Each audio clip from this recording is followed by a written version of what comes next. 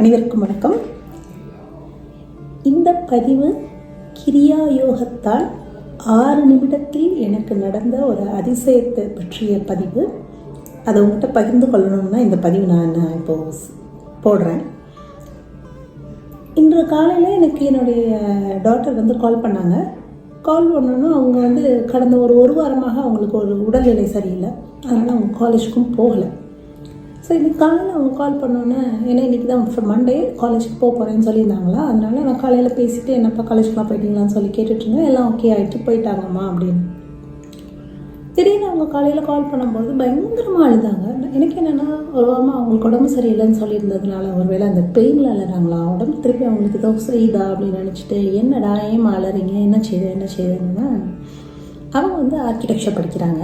So அவங்களோட அந்த drawing sheets, அது ஒரு இப்போ ட்ராயிங் ஷீட்ஸுன்றது அந்த அவங்களோட படிப்பு சம்மந்தப்பட்ட அந்த வரைபடங்கள்லாம் இருக்குது பார்த்தீங்களா, அது எல்லாத்தையுமே ஒரு இதில் வச்சுருப்பாங்க, போல்ஸ்ட்டு சொல்லுவாங்க, அதில் வச்சுருப்பாங்க.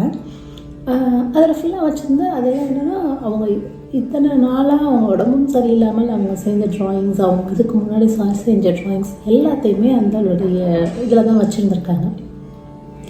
கடைசி இன்றைக்கி ஆட்டோ எடுத்து அவங்க காலேஜுக்கு வரும்போது தவறுதலாக அவங்க ஆட்டோவில் அதை விட்டுட்டாங்க. காலேஜுக்கு இன்றைக்கி வந்ததே அவங்க ரிவ்யூக்காக வந்தாங்க.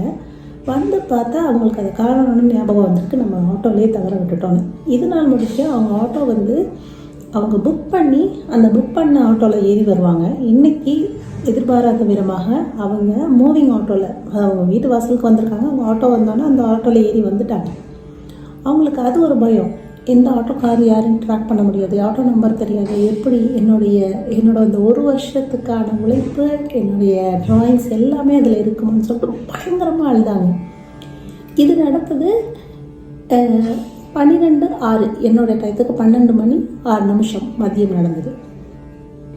நான் உங்கள்கிட்ட அழனா ஒரே வார்த்தை சொன்னேன், அழாதம்மா, இது உன்னோட கடின உழைப்பு, அதனால் நீ அழாத, கண்டிப்பாக உனக்கு கிடைச்சிரும், ட்ரஸ்ட் மீ அப்படின்னு சொல்லிட்டு நான் அவன்கிட்ட சொன்னேன்.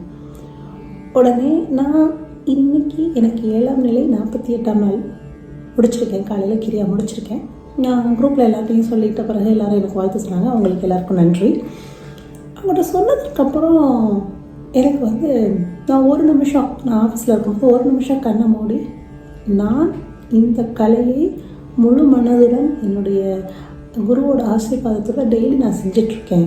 நான் கற்றுக்கொண்ட கலையின் மீது உண்மையாகவே நான் அந்த பக்தி வச்சுருக்கேன். நான் அந்த செஞ்ச கலையை நான் சரியாக தான் செஞ்சிட்ருக்கேன்னா, என்னுடைய குழந்தை, என்னுடைய மகளுடைய ட்ராயிங் ஷீட், அவங்களோட ஷீட் இன்றைக்கி கிடச்சிரும்.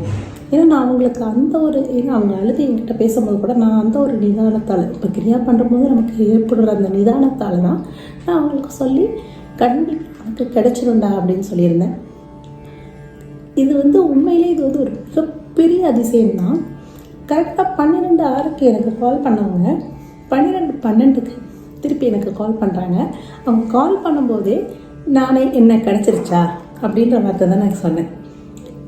சொன்ன மாதிரியே சிரிச்சுக்கிட்டே கிடச்சிருச்சு மம்மி அப்படின்னாங்க. உடனே எப்படிடா என்னாச்சு, எப்படி கிடச்சிது அப்படின்னு சொல்லி சொன்னேன். இது மாதிரி இதில் பெரிய நீங்கள் கவனிக்க வேண்டிய விஷயம்னா, இந்த 6 நிமிஷத்தில் அவங்க காலேஜில் தான் இருக்கிறாங்க. அவங்களுடைய தோழி இந்த மாதிரி வீட்டை சுற்றி வீட்டில் அவங்களுக்கு இருப்பாங்கள்ல, அவங்கள காலேஜில் வராமல் இன்றைக்கி வராமல் இருக்கிறவங்க இருக்குங்கள, அவங்களுக்கு ஃபோன் பண்ணி இந்த மாதிரி நான் வீட்டுக்கு பக்கத்துலேருந்து ஒரு ஆட்டோ தான் எடுத்தேன், அது மூவிங் ஆட்டோவா அந்த ஸ்டாண்டில் இருக்க ஆட்டோவான்னு தெரியலை, பட் அங்கே இருக்க ஆட்டோ ஸ்டாண்டில் போய் நீங்கள் கொஞ்சம் விசாரிங்க இந்த மாதிரி ட்ராயிங் ஷீட்ஸ். ஏன்னா நான் சொன்ன மாதிரி அது ஒரு ஃப்ளாஸ்க் மாதிரி லாங்காக இருக்குன்னு வச்சுக்கோங்களேன், அதில் தான் வச்சுருந்தாங்க, இருக்கான்னு விசாரிங்கன்னு. இவங்க தற்செயலாக அந்த ஆட்டோவோட அந்த பின்னாடி இருக்க அந்த ஸ்பேஸில் போட்டுட்டாங்க, எடுக்க மறந்துட்டாங்க. ஸோ இவங்க போய் அங்கேருந்து செக் பண்ணி அங்கே இருக்க ஆட்டோஸ்லாம் கேட்டதுக்கப்புறம் இருக்கிற ஆட்டோவை பார்த்தா அந்த ட்ராயிங் ஷீட் அவங்க எங்கே வச்சாங்களோ அந்த இடத்துல இருக்குது. இது எல்லாமே நடந்தது ஒரு 6 நிமிடத்தில். ஸோ அதனால தாங்க சொல்ல வரேன், கிரியாவை மனப்பூர்வமாக முழுவதுமாக நம்பிக்கையோடு எந்த எதிர்பார்ப்பும் இல்லாமல் எல்லாரும் நம்ம செஞ்சோன்னா எல்லாருக்கும் பலன் நிச்சயம். இதுக்கு மாற்று கருத்தே கிடையாது. நான் ஏற்கனவே சொன்னேன், என்னுடைய மகளுக்கு வந்து சிறிது உடல்நிலை சரியில்லைன்னு சொல்லிட்டு நான் நேற்று கூட நான் குருஜி ஐயா கிட்ட கேட்டேன். இந்த மாதிரி பாப்பாவுக்கு அடிக்கடி முடியாமல் போயிட்டுருக்கு குருஜி, இந்த மாதிரி அவளுக்கு பெருசாக இந்த ஒரு வாரத்தில் ரொம்ப சிரமப்பட்டாங்க அப்படின்னு சொல்லிட்டு. அப்போ வந்து எனக்கு கருங்காலி மாலை வேணும், அவங்க சின்ன பிள்ளைன்றதுனால அவங்களுக்கு மாலையாக போடுவாங்களா என்னன்னு எனக்கு அது இல்லை, ஒரு ப்ரைஸ்லெட் மாதிரி செய்யணும்னு சொல்லி அதை பற்றி பேசிகிட்டு இருக்கும்போது, ஏன் குருஜி அவன் நல்லா இருந்த பொண்ணுக்கு ஏன் இப்போ திடீர்னு இப்படி ஆயிருக்குன்னு சொன்னால் குருஜி சொன்னாங்க, கிரியா வந்து யாருக்கு எப்பொழுது போய் சேரணுமோ அந்த நேரத்தில் கிரியா அவர்களை வந்தடையும்.